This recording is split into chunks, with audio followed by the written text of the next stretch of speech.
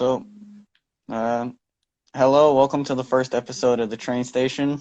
I am your host, the great one, the man, the myth, the legend, A Train. And with me, I have a very special co-host. Joe, what's going on, guys? Um, all right, so let's get started with some Q&As. I had a buddy ask me. He said, if football returns, will the fan base decrease or stay consistent at its current capacity? So I think it's just going to depend on this virus. hmm If the whole Corona thing still goes around, I think football will be played, but with only like essential employees, and it just it hmm won't have fans, which will be very weird. I mean, I think it'll stay the same. You're just gonna have a bigger TV audience than you would in person. If they do allow for fans to be involved in the stadiums, I think it'll stay consistent. Because we haven't had sports since basketball season. Basketball season has been postponed. The hockey season's been postponed. The MLB season's been postponed. So people are dying for sports right now. Right. Yeah, it's just a crazy time that we're living in, We have to do this podcast, on Instagram Live of all places because of it. So, it's not exactly the best place to do it, but You're right. of all places, we got to start somewhere. So I had an interesting question come in the other day. It said, "What came first, the fruit orange or the color orange?" I kind of was puzzled by that because I was like, I didn't really like that. I would assume that the fruit came first, and then they got the color from the fruit. I don't know. So you could think of it like that, but I think the color came first, and then when the fruit came along, they're like, "We're just gonna call that orange. We're gonna call it orange." So it was pretty interesting to. I mean, it's like asking like, did the chicken or the egg come first? It's like Mm, which one Yep, actually true. came first. Yes, sir. That is true. So I don't think I had any other questions that were that important to answer, unless you had more. Um, yeah, I have a couple. So what would be like our current favorite athlete? Ooh. Could be any sport. Just your current favorite athlete. Current favorite athlete. Ugh.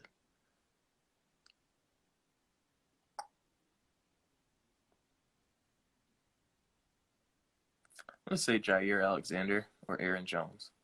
Either one of those guys. A little bit biased towards the running backs, um, but Jair just because of his swagger that he carries on field. I know when he was Hmm. drafted, I didn't know too much about him, so I went and watched some highlights and I started watching his play. And the thing that stuck out to me most was his swagger on the field. And that's really what I like about him is just his swagger and then that confidence that carries into his play.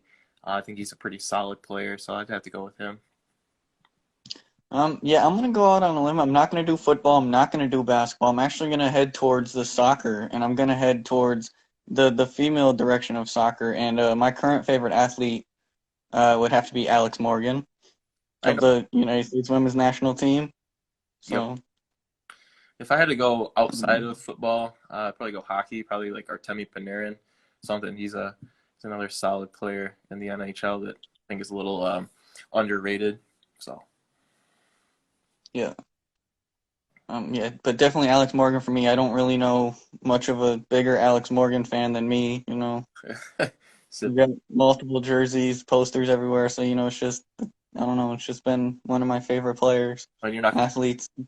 you're not gonna go with Liv Morgan, I mean, technically he's an athlete, but that's a little different scenario. right on. Um, let's shift gears a little bit here. What is your favorite type of music? Favorite type of music? Well, I think you know the answer to this, but it's definitely country. Country is my number one, and then probably like rap is number two.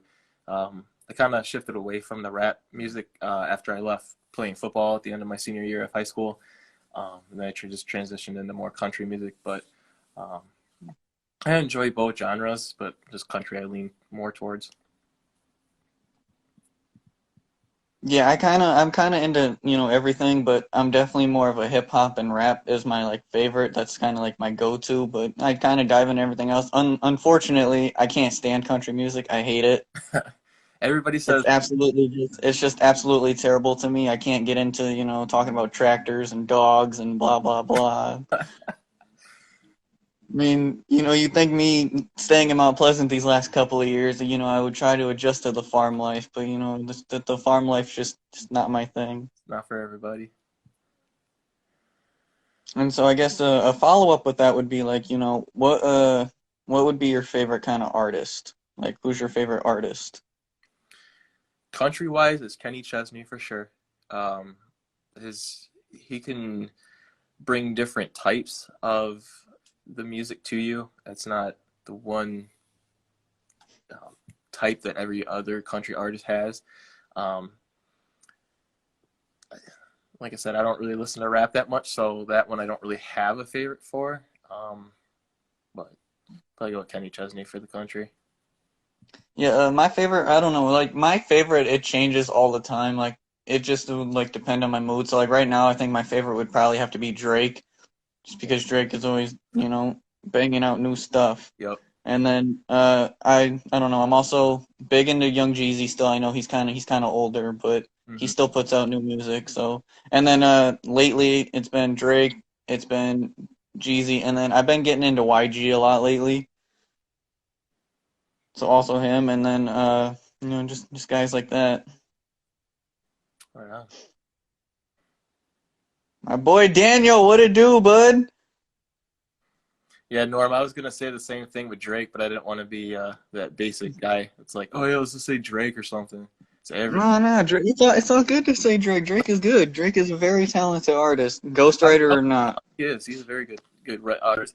Actually, you know what? Now thinking about that, speaking of artists and stuff, um, I think Gucci is one of my favorite rappers. Just because his lyrics are just always the best to me. He's always his flow is just there, and it's something that you can really get into. So I'm gonna actually go with Gucci on the rap artist. Okay, yeah. So I guess that would bring me up to another question I just thought of since you said Gucci. Who was more influential in, the more of the trap music game? Would it be Young Jeezy or would it be Gucci?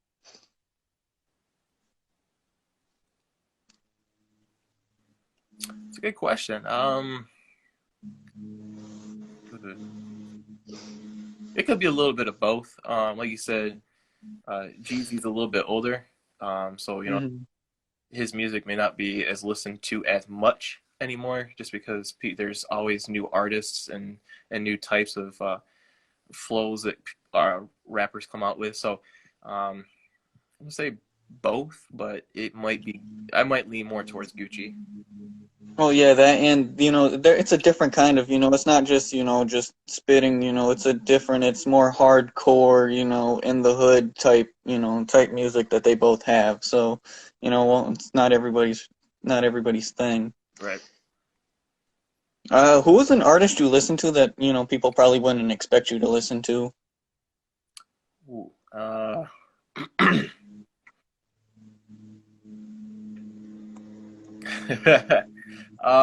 I've listened to a few Chelsea Cutler songs.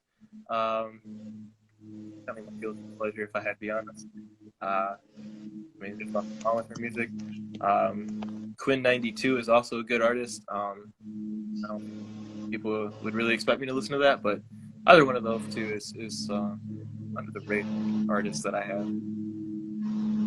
I know for me, maybe to you and, some of my other closer friends, this one really wouldn't surprise to you, but to the people who don't really know me more, I absolutely enjoy listening to Ariana Grande. Her voice is just, her voice is just, it's so, I Calming. don't know how to put it, pleasant and, calming.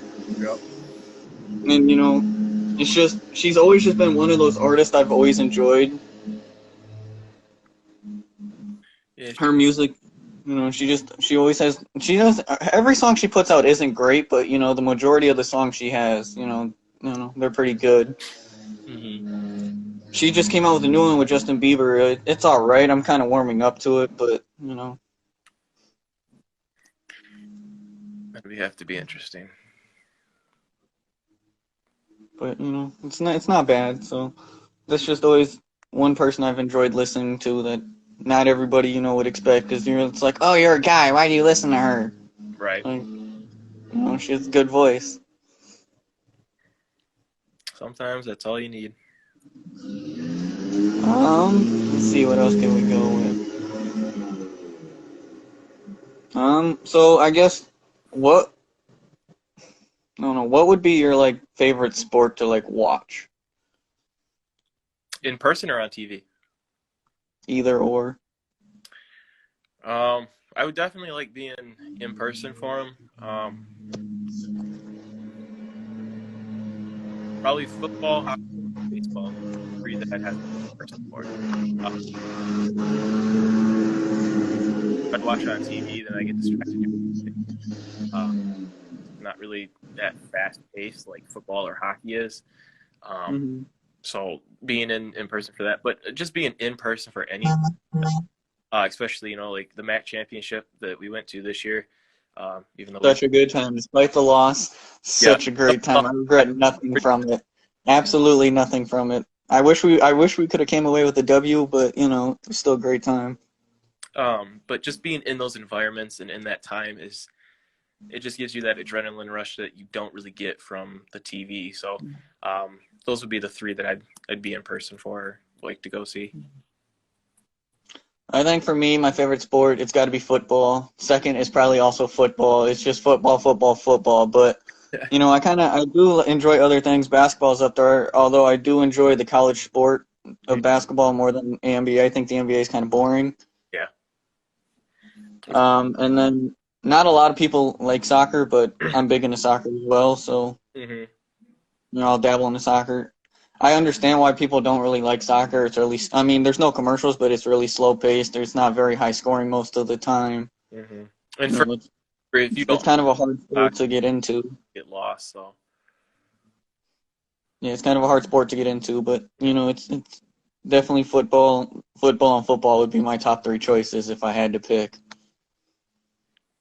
And I definitely don't hate the NFL, but again, I'm more towards the college in that as well. Yep. But because I'm warming up to watching more and more NFL just because I'm going into sports broadcasting, so I kind of have to get into it. Right. But if I had the choice any day of the week, definitely college football, 100%. There's more high stakes in college football. There's more rival games and just there's crazy endings every time. Where the NFL, you can kind of expect the same. Right. Well, because like in the NFL, you could lose a couple of games and nothing happens. In college football, you lose a game, that might be your shot at the playoffs right there. Yep. So there's more high stakes in college football, which I think is more entertaining for people. There's more teams, so it's like you can watch anybody that you want, where the NFL only has 32 teams, and you're like, okay, cool, I've seen this team play millions of times before. So right, in the NFL, college alone, there's 130 plus just Division I teams alone. And then you go to Division 1A, which is still Division I. There's another, bunch of teams, and then you got Division II, Division III, all that. And, they're all entertaining in their own way. Oh yeah. Yep.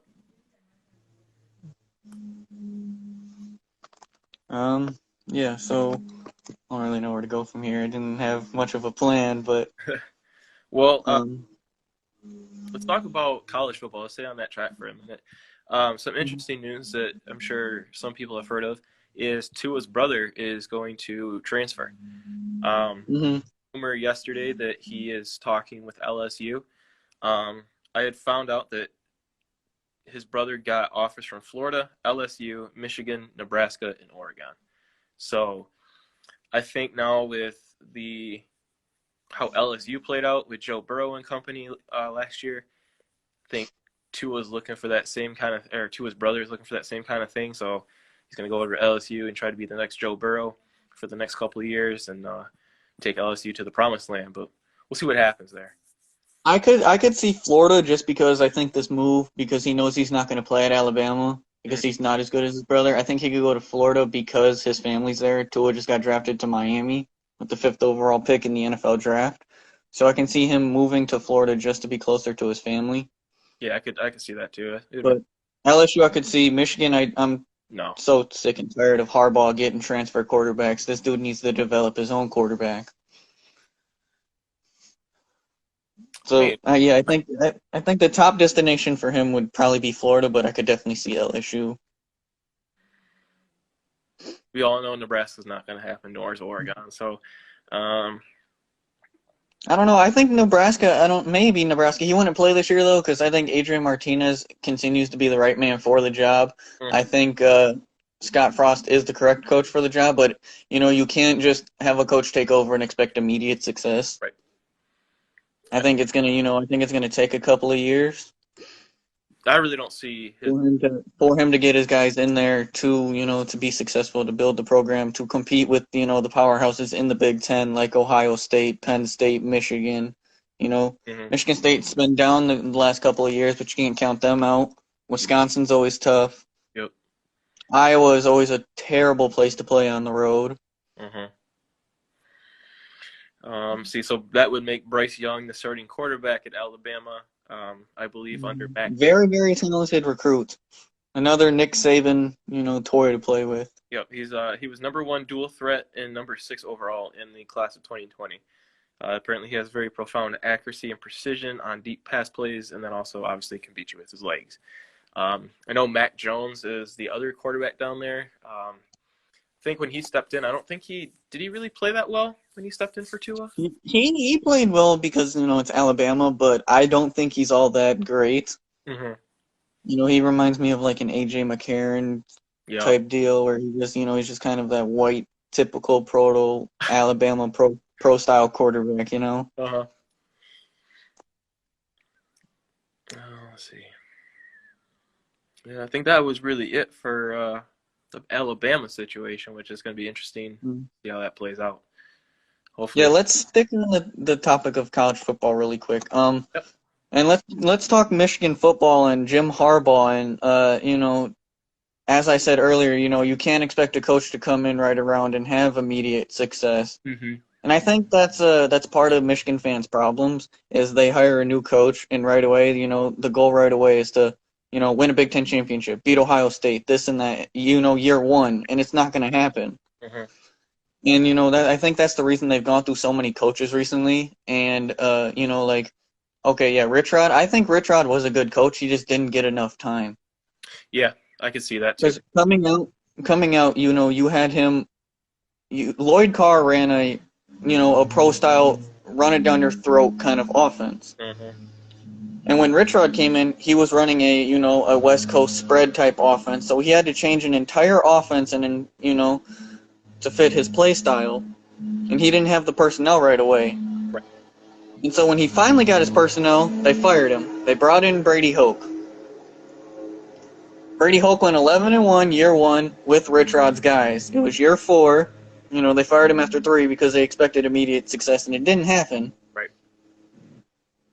And so they brought in Brady Hoke. Brady Hoke was terrible. Yep. But they brought him in, and then, he was also like Lloyd Carr. He was a kind of pounded down your throat, power run, type coach. And so he had to change from the spread back to the power run it down your throat.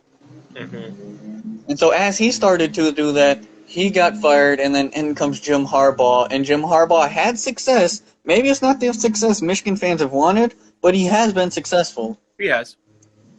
He's been 10-3, 10-3, 9-4, stuff like that. He's won 9-10 games consistently, and Michigan fans I think just expect too much. Yes, the one goal Harbaugh hasn't done, and it's gonna haunt him, is he hasn't beaten Ohio State. He should have beaten them in 2016, but that's another discussion for another day. Yeah. To this day, I'll argue till I'm blue in the face that JT Barrett was short of the first down. Mm-hmm. But he's had success. That 2016 team was very, very talented, very skilled. He can recruit well. Just his problem is in big games. I don't know what he does. He has to change something. He gets outcoached in almost every big game he's in. Because the talent is there, but when he's playing Penn State, there's no way you can tell me James Franklin's a better coach than Jim Harbaugh. Right. But when they go face to face, you would never be able to tell that James Franklin's, not the better coach. Right. I think the other You problem know, is our offensive. games against like Wisconsin and stuff. There's no way Wisconsin. You know what Wisconsin's going to do. Right. Wisconsin's going to hand the ball to Jonathan Taylor and run it down your throat. That is what they do. Yep. There's no reason that Michigan should not be able to beat those teams consistently. I mean, even lately, besides the last couple of years, D'Antonio had success against Harbaugh. Mm-hmm. How do you let a team like Michigan State, who hasn't been anything, in the past 30-something years, do that to you? Right. So I don't know what it is. I think part of the problem is he thinks that, he's going to go and get because he's supposed to be the quarterback whisperer. He recruits all these quarterbacks, and then he goes and he gets an unproven transfer guy that wants to play. Right.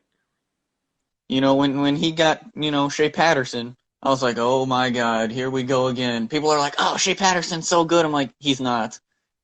I think He's not that great of a quarterback. He wasn't that good at Ole Miss. I'm like, you can't expect a guy to wear number 21 at quarterback and expect him to be good. It just doesn't happen. Mm-hmm. I just think Shea had. I think he was okay year one. There's some things that he could have been better at, but then this year, I think it was the change of the offense, and especially the offensive play calling was horrible. I mean, you're calling. I mean, I think the play calling, once they got it, I think it was much better. I think Harbaugh, his play calling was getting old. I mean, I could almost, every time they lined up, I could pretty much predict what was coming. Mm-hmm. Because Harbaugh, it was, he smash mouth run it down. It was like, it's 3rd and 8. Why are you running a fullback dive? Yeah. On 3rd and 8. You need 8 yards, you're running a fullback dive. Like, really, dude? I could have called a better play. Right. You can't be. And then I think, you have Josh Gaddis come in, who I think is a great young mind, has lots of potential. Mm-hmm. I think that caused some confusion in the beginning because the second half of that Penn State game is when it all started to click. Mm-hmm. It was like, where was this team, the year before that, all season? Like, they almost lost to Army. Yeah. Yep, I remember watching that. Army was a good team. That triple option is hard to defend, but it's like, come on, you guys almost lost to Army. You guys are Michigan, the University of Michigan. Memphis, we had to really hold in with Memphis to beat them. Mm-hmm. It's like these teams struggled with Middle Tennessee State to begin with. Right. And then struggled against all these teams. It's like you shouldn't be struggling against these teams. Yep. And then I don't know what it is. Ohio State every single year. It seems like they're just so unprepared. I think it's the emotions that get to them. And Ohio State, yes, they're an elite team. I hate to admit it, but Ohio State, they're elite. Yep. They're bringing in recruits that are just better than everybody else. Mm-hmm, mm-hmm.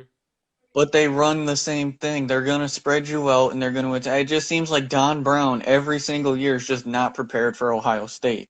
And he can't stop crossing routes either. That's his weakness. Is you can run all crossing routes on the field all day. Well, that's the thing is, and he can't stop. That's all Ohio State runs. Ohio State just runs slants and crosses, and you think that after 3 years that Don Brown's been here, he'd be able to stop it, but he hasn't been able to. Right. Again, I think it's just the emotions that get to the players and the coaches. Then there's so much pressure on them to beat them, and they just crack under the pressure, and what gets to them. Because, I mean, in the first quarter or first half, Michigan can hold it with them. Like, okay, we're feeling good about it. And then we have the downfall. It's that third quarter, fourth quarter downfall that we're like, what is going on here? So it's right. I think it's just the pressure that gets to both the players and the coaches. Sticking with the football topic, let's switch and let's talk about the school we actually attend in Central Michigan.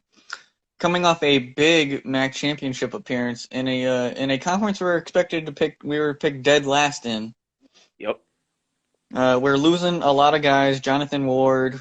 Our quarterback situation seems very, very bleak right now, especially with the David Moore suspension. So I don't know what McElwain's going to do, but he definitely has his work cut out for him. Yep. The quarterback, with David Moore being suspended at least half of the season. Mm-hmm. You know, I'm not really for transfer quarterbacks, but I think this would have been the perfect time to go out there and get a transfer guy. Worked for Quentin Dormady. You know, Shane Morris, it worked. Yep, Shane did work. I think it works a lot better at the smaller schools than it does at, at bigger universities, just because the bigger universities can recruit much better. Right. So I think, now would have been the perfect time to go get a transfer quarterback, because, David Moore himself is a transfer quarterback. Mm-hmm. So, but, he didn't, so he must have a plan that we're not sure of.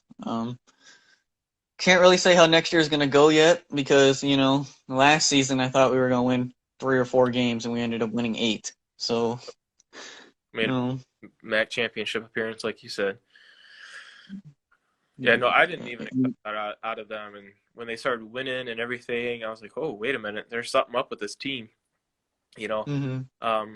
So we could kind of stall here a little bit, I think, just because of the quarterback situation for a little while and needing time for some guys to develop. So if we don't have the greatest year this year, I can understand that and see it. But I think after that, then the next 3. I think we'll win enough games to where McElwain will get a bigger offer next year for head coach. I think he held out this year. He was waiting. I think he's waiting for a school like USC to fire Clay Helton. Mm-hmm. I think that's the type of job that he's waiting for. He's waiting for, a Pac-12 or type job. But so he's just, he's just here enjoying the ride while he can. Absolutely. And that man's still paid by Florida, so I don't think he's hurting for money.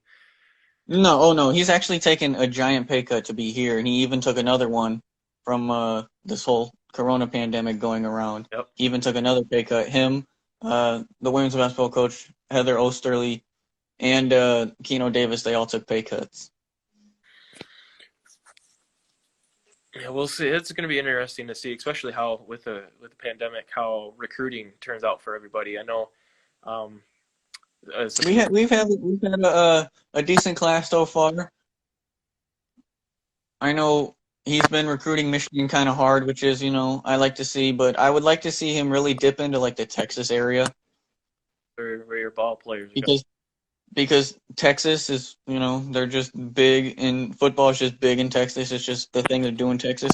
So I like how he's going to Alabama and Georgia. He's starting to go down south a bit, and Florida, because he coached at Florida and whatnot. Yep. But I would really love to see him go to like the California and the Texas areas. I know nobody wants to go from Texas to Mount Pleasant, farmland, Michigan, but it would be nice to see. A little colder. Yeah, you go from nothing and warm to nothing and cold. So. Yep. There's a surprise right now that's ranked above Alabama, and Alabama is 1 behind Toledo in the recruiting in the nation right now.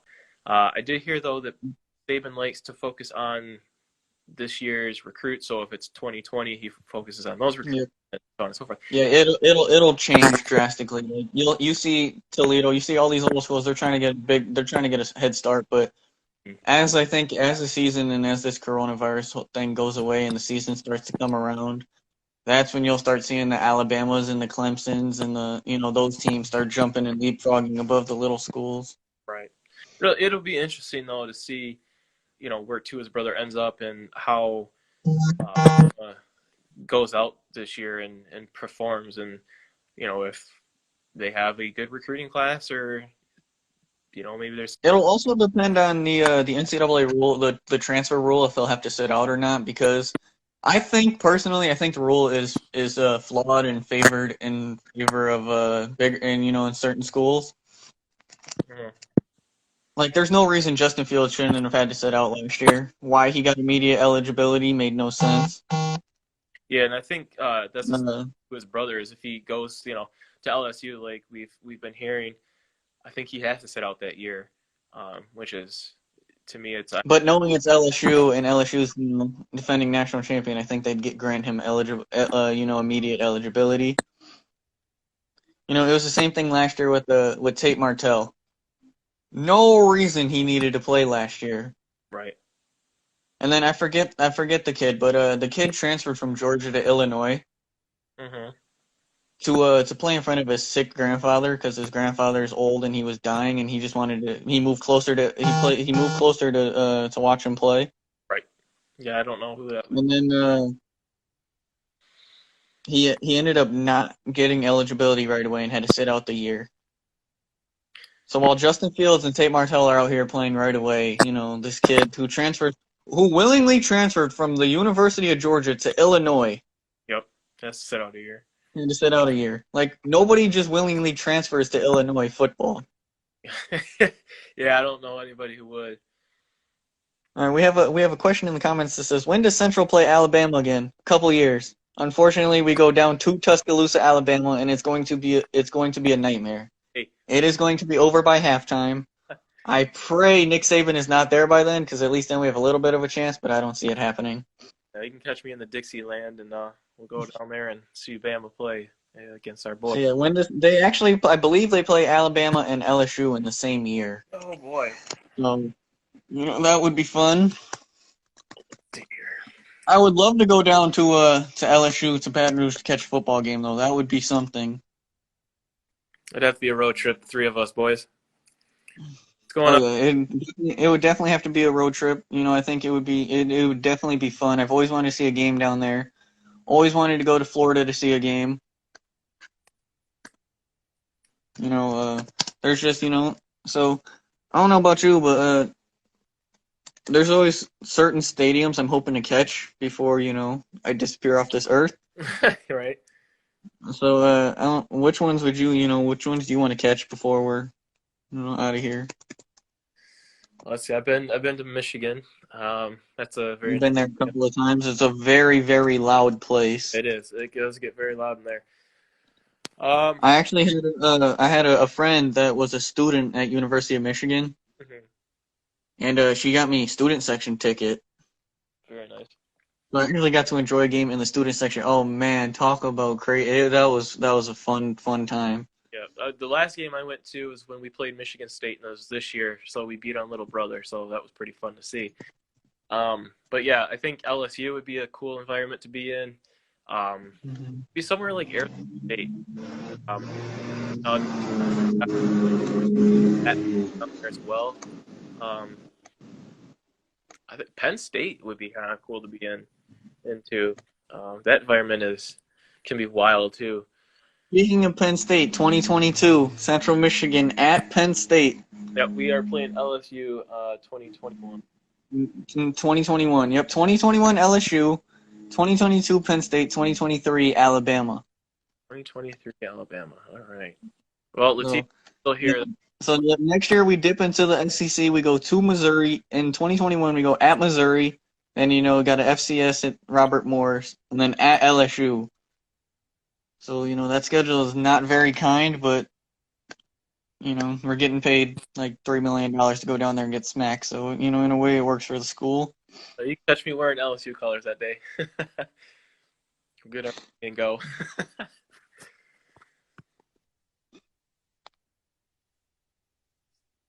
What's up, Kyle? How you been, man?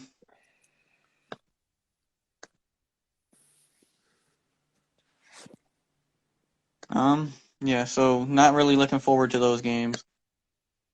Shifting gears a little bit, the NFL draft happened just a couple weeks ago. Joe Burrow, the Heisman Trophy winner, the national champion, number 1 overall to the Bengals. I'm going to say it right now, right here. You heard it here first. He's not going to be a bust. Joe Burrow will be a bust. I don't believe it. I don't buy it. You heard it here first. He will not be, what he's hyped up to be. He had one good year in which every player on that LSU offense got drafted or signed as an undrafted free agent. Mm-hmm. His junior year, he wasn't that great. He gives me, it's almost insulting to say this, but he gives me Mitchell Trubisky vibes.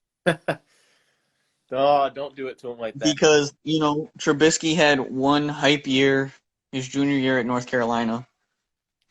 They're like, oh, yeah, this guy's going to be great. He's going to be a top 5 pick. And I'm like, I wouldn't do it.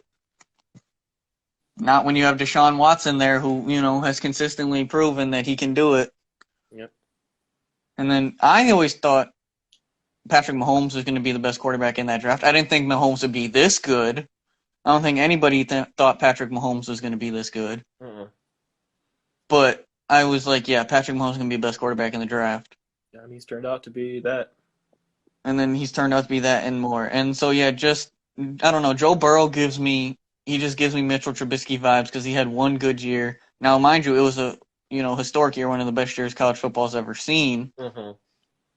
But I just don't see it. I see him being a complete bust. I think time will tell. I don't think he will. You just got to give him time and give him his tools that he needs. So, I think he'll be all right. I did Because I think had Tua Tagovailoa not been injured, this. I think the hype would not have been on Joe Burrow. It would have been all Tua, and Tua would have went number one in the draft, and Joe Burrow would not have. Yep. I did see something interesting the other day that was the past 5 years or something like that of Cincinnati's first round picks. They have all been injured for a significant amount of time. So somebody asked, is Joe Burrow going to get hurt the first year? Which will be interesting to see if that. I mean, it's possible. The defenses in his division are not easy. Mm-mm. You have the Baltimore defense, who they just acquired Calais Campbell to help strengthen that defense. So that defense is very, very scary. I would not even be surprised if the Ravens made the Super Bowl this year. The Right. Browns, their offense, wishy-washy. I still think Baker Mayfield's the correct guy for that job. Mm-hmm. He had no time to throw last year. That offensive line was absolutely terrible. Yep. And then you have the Steelers, who no matter what, the Steelers always have a good defense. Right. Last year, I think their defense kept them in a lot of games. Like their offense, once Big Ben got hurt, was not good, but their defense was good enough to keep them in games. And so he's gonna have a tough time going up against those teams. So it's not gonna come right away. Mm-hmm. But I think if they surround him with the proper talent like LSU did, He'll succeed. I think he has a chance to succeed. But I don't see Cincinnati. I don't see him doing it in Cincinnati. Yep. So you talk about Baltimore. I want to talk about Baltimore a little bit and their draft. I think they had one of the best. They had a very, very, very good draft. They got J.K. Dobbins. They took James Prochet. Yep, they took Patrick Queen in the first round. Yep, Queen. That was a Patrick Queen in the first round, which many thought he would go much higher than he did. Mm-hmm. So he kind of fell right into their lap. They got a lot of steals, a lot of late round draft picks that should have been higher. So I think Baltimore and then over the top this year. In the second round, with the 55th pick, they took J.K. Dobbins. Yep. Who I was really hoping the Lions would have taken, but I'm completely okay with DeAndre Swift because DeAndre Swift was the top running back on many people's boards, and he fell right into the Lions' lap, which we'll get to that in just a minute. But yeah, on this website I'm looking at, they took J.K. Dobbins, who was rated 28 spots higher on Mel Kiper's board than where they took him. So that's an absolute steal. That's almost a first-round grade on him. And they got him in the middle of the second. Hopefully they work out. Hopefully it works out for him. And then, I think that's going to be scary with Lamar Jackson being what Lamar Jackson is. Yep. And then you have Mark Ingram, who, he's getting kind of up there. But Mark Ingram's still a very good back. And then you can throw J.K. Dobbins in there for kind of like the change the pace back who can, catch out of the backfield as well. Yep. So that, they match their defense with some crazy good offense. Yeah, they did a very, very well this draft. I think they're going to... One of their picks that I really like for them is the wide receiver out of Texas, Devin Duvernay. Yep. They had 5, I think, 4 or 5 third-round picks. I'm not sure offhand. And they took Devin Duvernay with the 92nd pick. Yep. And he's a slot receiver, and I think he was probably the best slot receiver on the board at the time. Mm-hmm. And so the fact they got him where he did, that's just going to help that offense even more. And then another guy I really like that they got him in the 6th round. He was supposed to go much higher. Mm-hmm. The wide receiver out of SMU, James Prochet. Yep, Prochet. Yep, fell in the 6th round. He was supposed to, I thought he was going to be gone 4th, 5th round. 6th round he fell, and I'm like, wow, the Ravens really are just absolutely killing it with every pick that they did. Yeah, they did very well. And Jim, John Harbaugh also had he was very excited with his draft picks. I think he was probably Mhm. the most explicitly shown emotion wise on TV with his draft picks. I think he was really really into it, and they're gonna have a very good year. So I don't that's know if you saw it, but when he drafted J.K. Dobbins because his brother Jim is head coach of Michigan, he threw a little shot there at J.K. Dobbins. You know, gave him the pro Michigan he has to be because of his brother. He threw a little shot at J.K. Dobbins when he drafted him. yep. And I think the Colts also had a good draft. They got Pittman and Blackman. Um, Jonathan Taylor, we'll see how that works out. You know, he got I liked the Jonathan Taylor pick where they got him. I wasn't a big fan of the Pittman pick. I thought it was a little early for him. USC receivers don't really, USC receivers and quarterbacks don't normally pan out in the pros. I know Juju Smith-Schuster's been the exception, yeah, yeah. but for the most part, USC receivers don't really, I don't really trust them. Just like I don't trust USC quarterbacks. Sam Darnold, Mm-hmm. terrible. Yep. We'll see. Don't I mean, tell Colin and don't tell Colin Cowherd that though. He thinks Sam Darnold's, great. the Jesus, he's the I Messiah. hate to admit it, but the Dallas Cowboys had a very, very good draft. Yeah, yeah. I mean, they got a steal with CD Lamb. Once Yep, I heard that pick, I was, like, you got to be kidding me. But I think they had to keep yep. pace with the Eagles and what the Eagles were doing. Um, Because they the more he dropped and the more he dropped, they're like, oh my God, the Eagles are gonna get him. The Eagles are gonna get him. Didn't need a wide receiver, but they took arguably the best wide receiver, who I personally think is the best wide receiver in this draft. mm-hmm. You could argue it's Jerry Jeudy. You could argue it's Henry Ruggs. I think Henry Ruggs is more of a. I think the Raiders fell for more of the he's just speedy Yep, yep. rather than the talent He's, aspect he's, of it. he's gonna be another John Ross. It's just all speed and really nothing else. Hmm. Yep. Although I don't think John Ross is terrible, I just think he's been put into a bad situation. He's had some injuries. Yep, he's had injuries. Yep. I mean, maybe with Joe Burrow coming in now and having a quarterback, that might help him out. But we'll see how that works out. I think a lot of Joe Burrow's success, and I know I keep saying he's going to be a bust, was their offensive coordinator last year, Joe Brady, Mm-hmm. who is now with the Carolina Panthers. If I was Cincinnati, I would have thrown an open blank check at him to get him to come to Cincinnati to help Joe Burrow. If you knew Joe Burrow was your guy for 7 months, Yep, you should have done what you could to bring him in as absolutely. offensive coordinator. Because now he's going to go to Carolina. And, Carolina doesn't really have they have Teddy Bridgewater, but he's kind of just the bridge quarterback, no pun intended. He's kind of just the bridge quarterback. I think they're waiting until this year's draft class because this year's draft class for quarterbacks is going to be very strong. Right. And then they're gonna bring in a quarterback. They're gonna have him learn behind Joe Brady and Teddy Bridgewater. But yes, going back to the NFL draft, the Cowboys, they took probably arguably the best wide receiver in CeeDee Lamb. They then took Stephon Diggs' little brother, Yep. Trayvon Diggs, out of Alabama, the corner, with their second round pick. And they lost Byron Jones in free agency, so they bring Trayvon Diggs, who was supposed to be many thought was going to be a first rounder, Mm-hmm. and he ended up falling. So the Cowboys took him. Cowboys had their couple good picks. Their next couple picks are just kind of eh. I like their center that they got out of Wisconsin. Always Wisconsin linemen are almost always a sure thing. Replace a Wisconsin center with a Wisconsin center. Yep, almost always are. Wisconsin center's a good thing. Wisconsin, Iowa, Michigan, Ohio State. Those are almost always the offensive linemen that you can trust. Yep. A pick that was really surprising that I liked that they had was Bradley Anae, the defensive end rusher out of Utah. Mm-hmm. He was a late pick that I thought was going to go higher, and they snagged him. So I thought that was a good pick for them.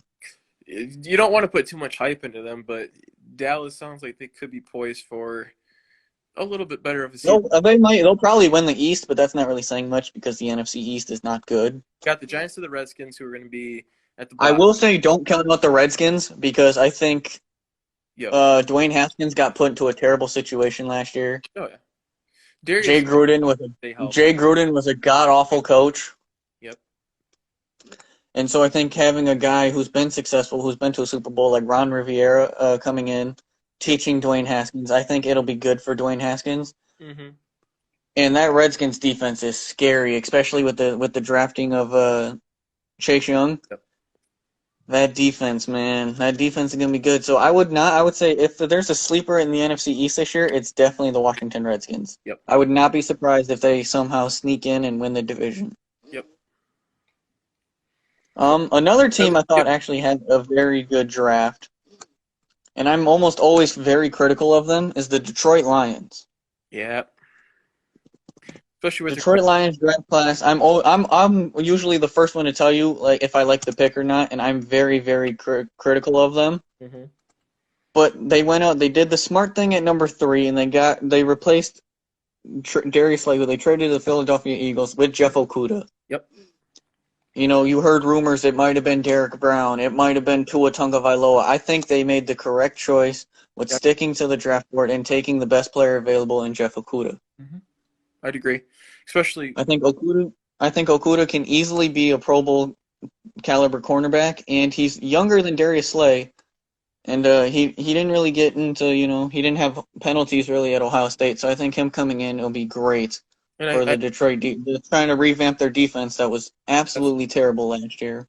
absolutely, and he's a very well-rounded corner too. He can do it in the slot. He can press coverage, man cover, or zone coverage. He can do it. So Okudah is going to be a fun guy to watch on that defensive side of the ball for sure. And it definitely makes up for their terrible first-round selection last year of T.J. Hockenson, where I almost threw my remote through the TV. I was very upset with that pick. Yep. Because even though Hockenson hasn't been bad, it's just like I hate taking tight ends that early. Yeah, it was very early for them. Especially because, you had other guys there like Devin Bush, who I really wanted. Yep. The linebacker out of Michigan, who had a great year in Pittsburgh. I wanted him. I believe Ed Oliver went one pick after him. Yep. If I'm not mistaken. It just reminded me of Eric Ebron when, Aaron Donald went right after Eric Ebron. Mm-hmm. You had Odell Beckham go right after Eric Ebron. It's just like that's the Lions thing with tight ends is there's always better players that go right after them. Yep. And sometimes I think it's probably determine how successful these guys will be in the NFL too. I mean, but Bears were. It's also the Lions. They never do anything right. And, but I Trubisky, give them credit this year. And then Trubisky turns out to be garbage. So it's hard. Well, that was a dumb pick from the start because you had everybody knew the pick should have been Deshaun Watson. Mm-hmm. And or the pick should have been traded up to take Jamal Adams. That should have been the two picks that you should have taken was Deshaun Watson and Jamal Adams. Right. Everybody knew Jamal Adams was, a playmaker. Everybody knew Jamal Adams was going to be good. You had a chance to take him and you didn't. Right. And then, so like I was mentioned earlier, I would have been okay. I really wanted J.K. Dobbins, but in the second round, the Lions took DeAndre Swift. Yep. Who I wasn't mad about it, but he was the best player available, so he kind of just fell right into their lap. Well, and here's the other thing with the running back situation in Detroit, and we know somebody personally who didn't like the pick either and was rather very upset with it. However, you had Kerryon got hurt last year, right? And then now you're signing running backs left and right to fill voids. Bo Scarborough, you had. I was very upset the Lions cut Zach Zenner. I think Zach Zenner would have strived. Oh yeah. Last year, and he got into playing time, but they cut him. So yeah, you had Bo Scarborough. You had some random dude picked up off the street. I think you had J.D. McKissick still. Mm-hmm. You have J.D. McKissick. Had C.J. Anderson for a little bit. I loved C.J. Anderson. That man was a bowling ball. That man was great. Yep. I don't know why they didn't bring him back last year. So that's the thing is, I'd rather have too many running backs in the room than not enough. And I think Kerryon, especially with the history of injuries that Kerryon Johnson's had, he's a great running back when he's healthy, but his problem has been he hasn't been able to stay healthy. Yep. So I think if he's able to stay healthy, then I think you have a nice 1-2 punch there with him and him and Swift. Yep, and that's what I was going to say too. Is you got a great 1-2 punch with Kerryon and DeAndre. So hopefully that works out. Then, maybe they'll sign his dad. In the third round, position. The third round, the Lions had 2 picks. They went ahead and took Julian Okora, who's actually the brother of the other Okora on the Lions. Yep. So that'll help with chemistry. They finally they addressed the pass rush in the third round, which I think they should have addressed earlier. But I knew Chase Young wasn't falling past Washington. I would have loved for him to drop to the Lions, but he didn't. Right. And then they also had in the other third round pick, they went back to Ohio State and took Jonah Jackson, the guard. Just more beef to help Matthew Stafford stay upright. And I think that's been an epitome of the success that they want to have in Detroit is not having that offensive line. Especially with Stafford being on his back, it's hard to win football games when your quarterback's always continually being sacked. So that's a good pick by Detroit. Hopefully they can get. Also, the pick makes a lot of sense with the new offensive coordinator Bevel and what he wants to do. Yep. He wants to be the kind of, like he did in Seattle, he kind of wants to have that Marshawn Lynch type offense where he's running the ball down your throat. He's going to make less possessions out of the game because in the NFL it's an offensive game. Yep. So when you have quarterbacks like Patrick Mahomes, Aaron Rodgers, if you can take the ball out of their hands more, you have a better chance of winning. And run the ball and waste, have 5, 6, 7-minute drives. Yep.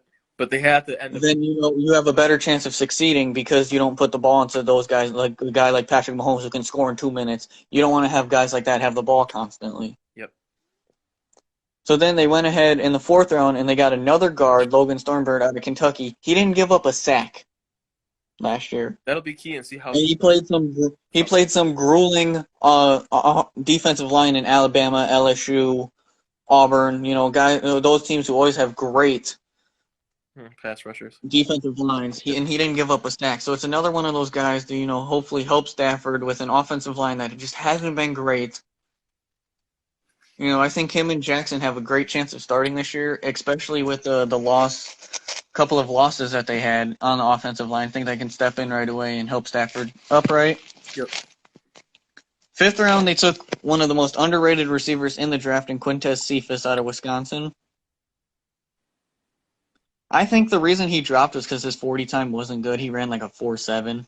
Yeah, he's a bit big of a chunky boy. Which for receivers is not good. Nope. Running a 4.7 is kind of slow, but he's big. He can catch, and I think the reason they took him over a guy like many people wanted, Donovan Peoples-Jones there. Because most Lions fans are Michigan fans, and they're like, yeah, we want the hometown kid in Peoples-Jones because, he has a lot of potential, but he played with Shea Patterson. Right. Okudah said in pre-draft meetings before the whole coronavirus that Quintez Cephas was the hardest guy they had to face. Yep. They always had to change their game plan for a guy like Quintez Cephas. Yep. Because he was so gifted, not speed-wise, but he could go up and pinpoint the ball almost anywhere and come down with it. Okudah was saying that Cephas was one of the only guys to go for 100 yards receiving on them. Yikes. So I think, in a way, that had a lot to do with them taking Cephas instead of a guy. I personally wanted Peoples-Jones as well, but I wasn't upset with Cephas. It's kind of one of those things. It was like Swift. I wanted Dobbins, but I was okay with Swift. But I think people just wanted Donovan Peoples-Jones because it was the hometown way. Yeah, and I think Donovan also had said that he would like to be taken by Detroit.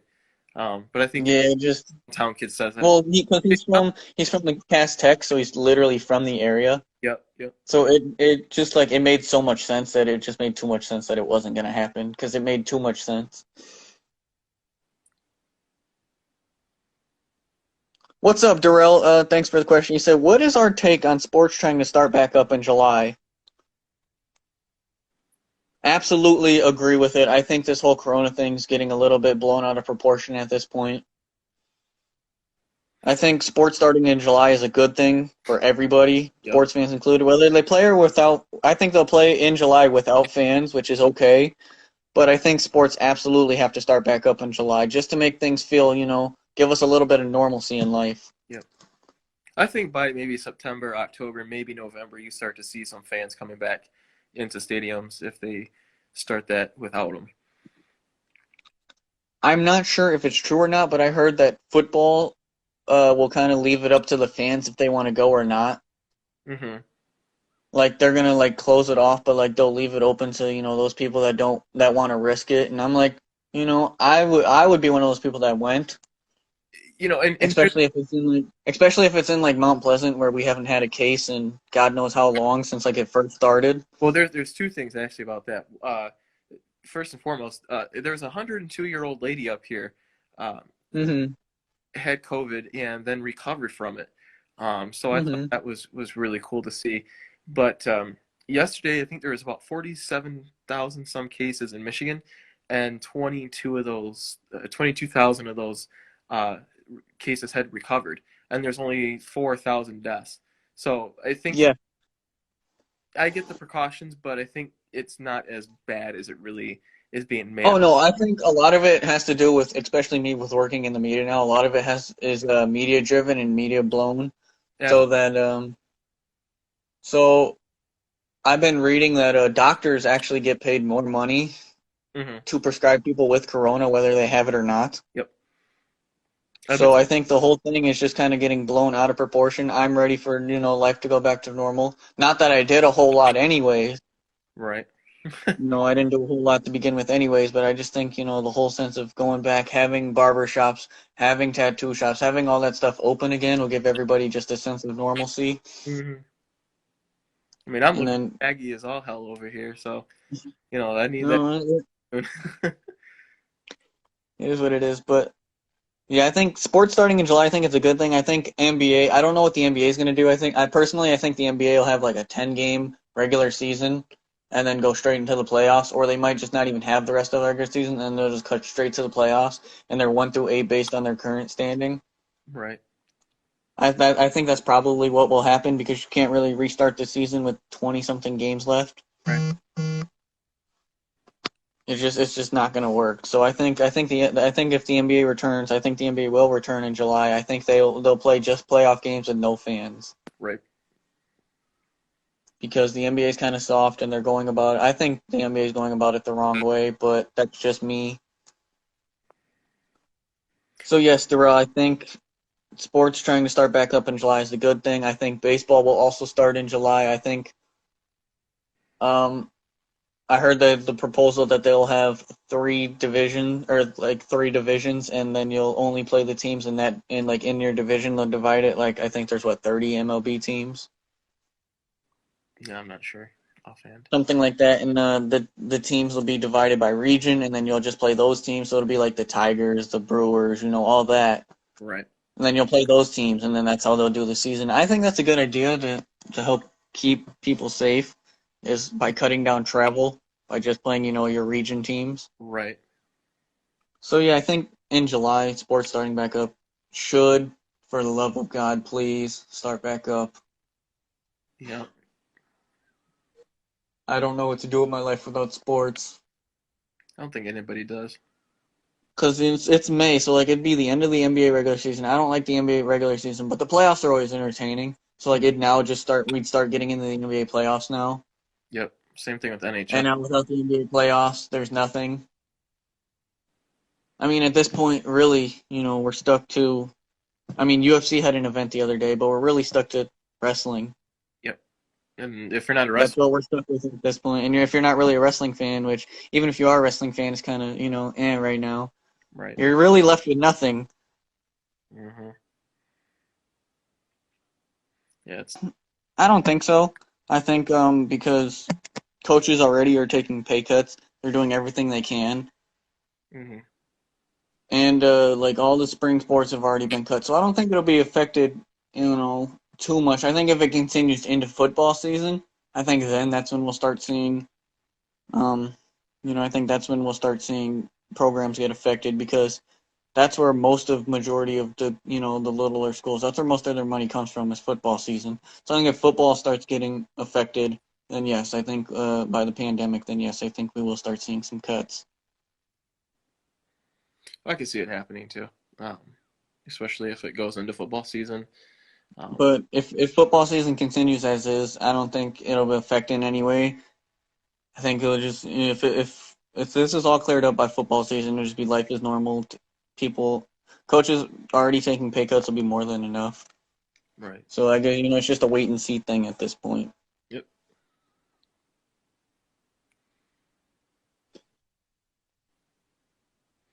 Um, Who do you yeah. think? So, okay, go ahead. Who had the worst draft in the NFL? Um, I think the Bears are up there for one of the worst drafts. I Yep, don't like what they did at all. tight And ends. that's not even just because they're in the NFC North. I just don't like what they did. Lions had the worst draft. No, I disagree. Uh Darrell, if you were listening earlier, actually I'm one of the biggest Lions haters normally during the draft, but I actually liked what they did in the draft this year. I'm just happy they made the right pick at 3. I think So that yeah, would or break it for a lot of people. if we're looking at the Bears draft, they took yet another tight end after signing Jimmy Graham to a 3-year deal, I think it was. Yep. They signed Jimmy Graham. They already took a tight end last year or the year before, in Adam Shaheen. So what they do with their first selection in the second round, because they didn't have a first because they gave it to the Raiders as part of the Khalil Mack deal. Um, they took Cole Kmet out of Notre Dame. I think they didn't need another tight end. Mm-mm. I'm gonna pin this comment real quick, bud, because I'll get right back to this comment in just a minute. Um, I did like their other second round pick though, in Jalen Johnson, the corner out of Utah. I thought, he was going to go higher than 50 overall. I thought he was going to go early second round, but a lot of corners ended up a lot of quarters ended up dropping. I think because it was such a So, draft too, though.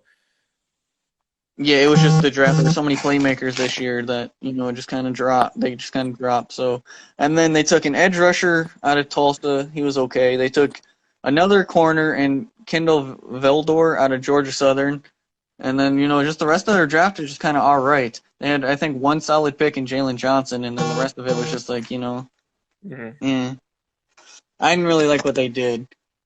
I mean, it's the Bears. I don't think the Bears have ever done anything good.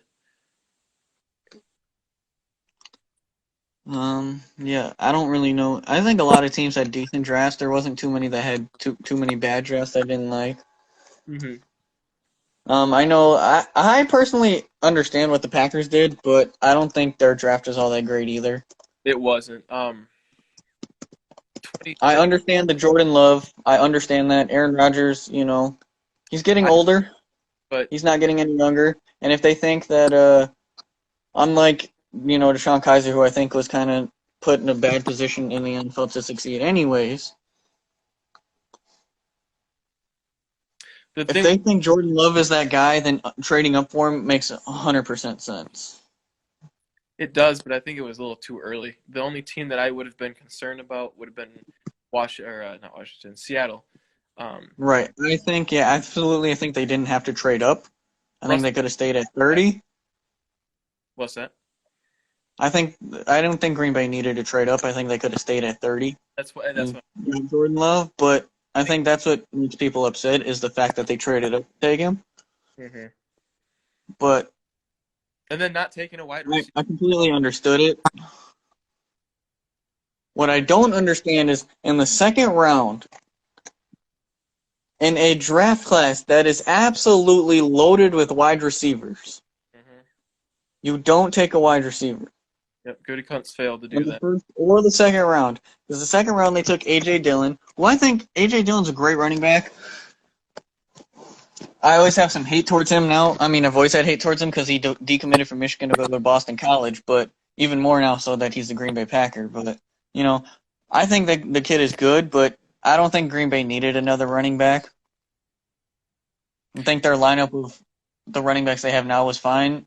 Jones and Williams is Yep, I think it was great, especially you being a Packer fan. It was probably fine. I was very shocked the Packers did not address wide receiver at all with all their picks that they had. mhm. A lot of people They did. had a first, they had a second, they had a third, and then they didn't have a fourth, but they had 3/6. Mm-hmm. And so they went quarterback, running back, tight end with their first 3 picks. Yep. Then they went defense a little bit, but then they went offensive line. Yep. John Runyon. I really would have expected in that sixth round that, or even before that, they would have gotten a wide receiver somewhere in there. Mm-hmm. But they did get an undrafted wide receiver out of Michigan State who I think probably, what was it? I think he'll probably make the roster because the Green Bay loves undrafted wide receivers for some odd reason. It's like they have a thing against drafting them. Yeah. And then, yeah, I think the Bears and the Packers probably had one of the worst drafts. Minnesota had a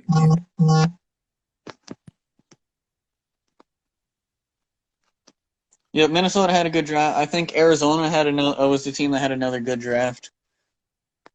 I did not expect Isaiah Simmons to fall all the way down to number 8 like he did.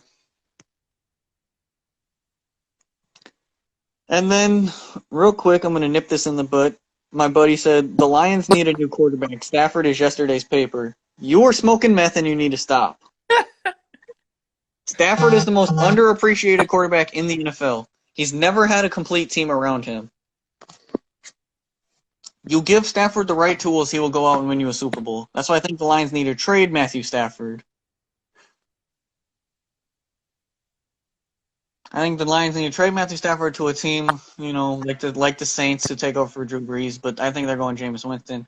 They need to trade him to a team that has the tools to allow him to succeed. Matthew Stafford, regardless of what people think, Matthew Stafford has never been the problem. Yep. Matthew Stafford has never been the problem in Detroit, no matter what. All these people that think they know what they're talking about, Stafford's been the problem. No, Stafford's never been the problem. Stafford has been the lifeblood of the Lions. He's been the best Lions quarterback in the history of this franchise. And I will not take any disrespectful Matthew Stafford slander. So let me nip that in the butt real quick. It is not Stafford. It is ownership and everybody else around Matthew Stafford. Sell the team. Sell the team. Yeah, well, that's another topic for another day. But yes, I think Matthew Stafford is not the problem. So no, I do not think the Lions need a new quarterback. However, if they were to take Trevor Lawrence next year, I would not be opposed of it. I think Trevor Lawrence is going to be a future superstar in this league. You thought Mahomes took the league by storm. Wait till Trevor Lawrence gets here. If he doesn't go to New England first. No, Stafford is not 25% of the problem. Stafford is 0% of the problem. I mean, there's been times where I can understand why people think Stafford is the problem. The man has been in Detroit for 10 years, doesn't have a playoff win. I understand that. But it's not his fault. The Fords have no idea how to run a football team. Matthew Stafford has not had a run game. He had Reggie Bush for like 3 years, and that was when the Lions had a good running game. But other than that, he hasn't had a run game. He hasn't had a good offensive line. He's always had wide receiver weapons, so I can't blame them for that. They've always gotten him weapons to succeed as far as, receiving threats. But he's never had a running game. He's never had an offensive line. And then last year, he didn't have a line or a defense. The defense is one of the worst in the NFL. So no, he's not 25% of the problem. He's 0% of the problem.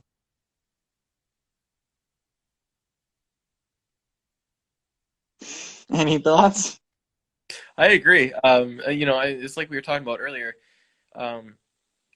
Just when you don't have an offensive line, it's hard to get the run game going, and let alone the passing game. Because if you don't allow your quarterback to have time to sit in the pocket and throw, or to make holes for the running back, your offense is not going to do anything. And then defensively, you had Darius Slay, and then you traded Diggs, and then you eventually traded Slay, but there's nobody else on that defense. Well, Slay, I understood the trading. He's going to be 31 this year, and he wanted to be one of the highest paid corners. I'm not paying a 31-year-old corner, despite how great he is. I'm not paying a 31-year-old corner $16 million a year. Not going to do it when there's more, more valuable positions on the football field than a cornerback. And I think Detroit could attack free agency a little bit better. Stop with the damn Patriots signing. Oh my God, I hate when I know, I get it. Patricia and Quinn came from New England. They're trying to build a New England culture. I get it. But it's so annoying every single time. They signed former Patriot, this guy and that guy. I'm like, they need to carve their own path. And here's the thing too. When I The Dolphins, because the Dolphins are doing the same thing, and they're trying to sign they signed former Patriots. They went out and signed Van Noy. They signed this guy from the Patriots. Yep. Here's the thing with Detroit. It's like I said about earlier about Jair and his swagger that he brings to the team. I can't think of one guy offhand in Detroit that has that kind of swagger. I think everybody kind of comes in and just mopes around. I don't think I've ever seen one player out on that field that actually brings it to the field, if that makes sense. Yeah, no, I think the only one on the Lions that actually does that, and he gives us all for the city, and that's why I say he's not the problem, is Matthew Stafford. Yeah. Matthew Stafford last year literally broke his back carrying the team. Yeah. Because the Lions were doing well until he got hurt. Mm-hmm. Yeah, they were doing pretty good. So it's never Matthew. Matthew Stafford always goes out there. Matthew Stafford, you can tell in his face in his interviews, he wants to win. Yeah. He wants to do everything, and he wants to win for the city of Detroit. He doesn't want to just, go somewhere else. He wants to win in the city of Detroit. Yep. He absolutely has embraced the city. The fans have. I think the fans don't appreciate Matthew Stafford enough.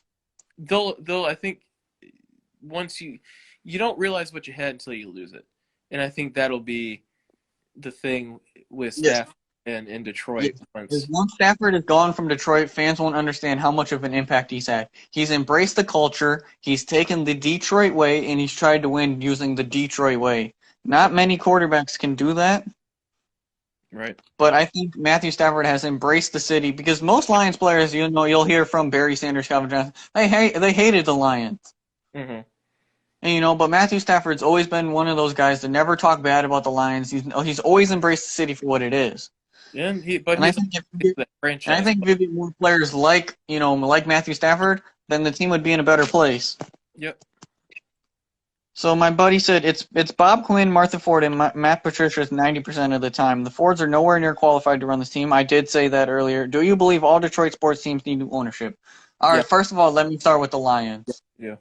Since we're on the topic. The Lions have needed new owners for about 40 years now. Yep. The Fords are none of them. Henry Ford, Martha Ford, whatever their kids' names are, their cousins, whatever. None of the Fords are qualified to run a football team. All they care about is bringing in the money. Yep.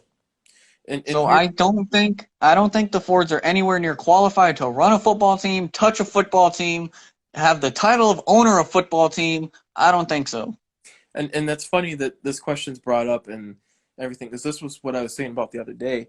You and I were talking about it too. Is I think the Lions need a rebrand. First of all, you need to bring in younger minded people and build something different in Detroit, different culture. I think it's a stale culture, and I think that's why. Well, I think that's what they were trying to do with Bob Quinn and Matt Patricia. And most of the time I've liked what Bob Quinn has been doing, because I think he wants to win, and I think he's willing to win at all costs. But I think the problem is they're trying too much to follow the Patriot way. Yeah. It just doesn't work, because nobody's going to be able to copycat what Bill Belichick has done, because what Bill Belichick has done is only what Bill Belichick has been able to do. Yep. And I think by trying to imitate it, you're trying to be too much like the Detroit Patriots instead of the Detroit Lions. Yep. And it's the same thing with the Lions and the Wings and the Tigers. Mike Ilitch and now his son owns them. I think the problem with the Red Wings, I don't really hockey too much, but they waited way too long to rebuild. Yeah, Ken Holland. I think the Red Wings needed to start rebuilding about 3 or 4 years before they actually did. Mm-hmm. Well, it's because Ken Holland had this idea that let's just trade all our talent away and then get draft picks, and then he kind of screwed us that way. I don't know. The Tigers' just contracts were, I think. Well, the Red Wings remind me a lot of the San Antonio Spurs. Mm-hmm. In the sense of they had such a good team for so long. Right. That they weren't thinking that, eventually these guys aren't going to be here anymore. So let's see how long we can ride it out with them for. Right. Because now the Spurs aren't that good because they weren't prepared for the rebuild. So, you had Tim Duncan walk, you had Manu Ginobili walk, you had Tony Parker walk, and now it's like, what do we do now? Right.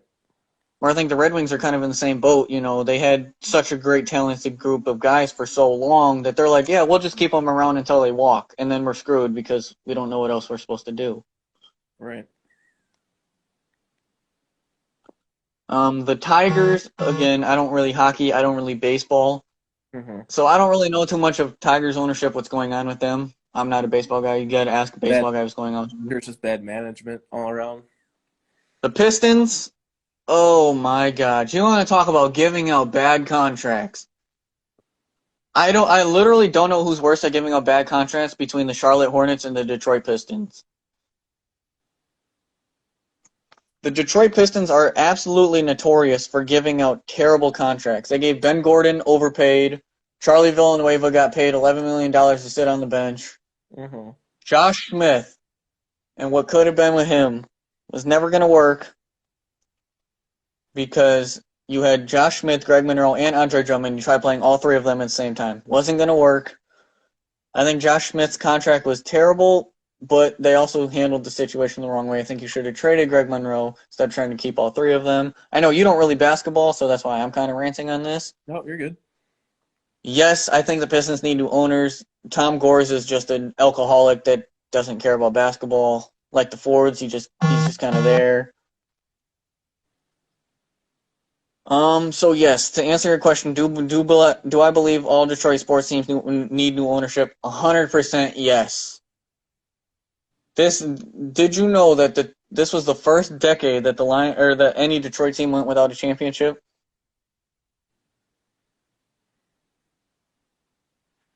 Because they won in the 90s, the Pistons won in 2000, the Red Wings are successful.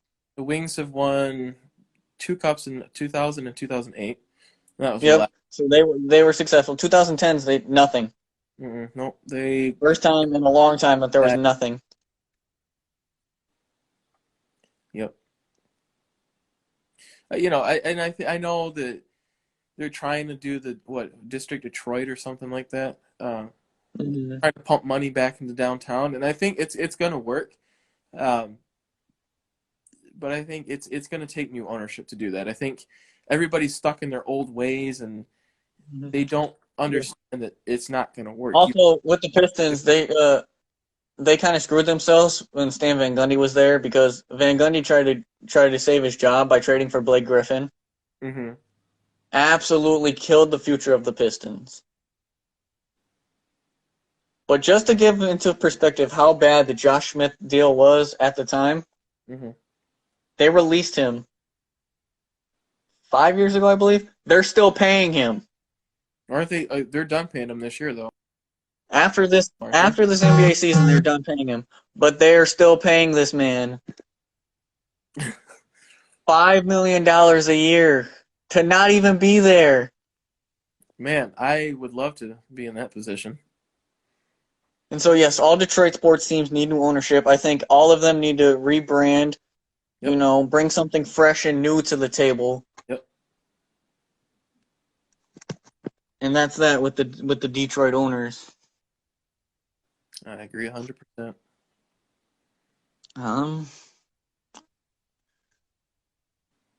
Yeah, I don't really have anything else to talk about, so I guess we could end here if you want. I don't have anything else, really, so... All right. Well, for those that joined, there wasn't many of you, but I've seen a couple of you stop by. Thank you. This has been episode 1 of the train station. Episode 2 will come at a to-be-determined date and time. Thanks for hanging out. This will be on YouTube, Spotify, and all of that later. And Joe, thanks for, trying this with me. I'll have to figure out how to, save the stuff, but I think it'll be up later. And we'll get it figured out. Oh, hold on. We got one last question. You're not going to be able to answer this, so I'll answer it. My buddy said, WWE released a lot of talent over the past couple of weeks. Will this hurt them? I have two words for that. The AEW effect. The AEW effect. Vince McMahon was so panicked that other people were going to go to the new wrestling company that started up, known as All Elite Wrestling, that he started overpaying guys to longer deals so that they wouldn't go, and now it's hurt him because he has too much talent. He has an overabundance of talent, and so that's why everybody has to be released. But the guys released literally meant nothing. The only people I'm upset that got released is the Revival.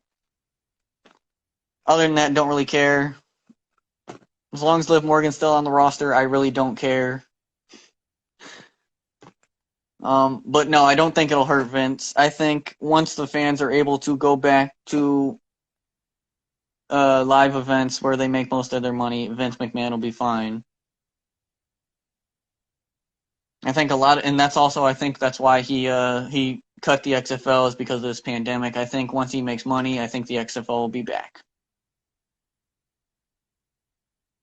So no, Darrell, I do not think it will hurt him in the long run. Now it will hurt him because of the whole thing going around. In the long run, no, it will not hurt him. They'll just go be successful somewhere else.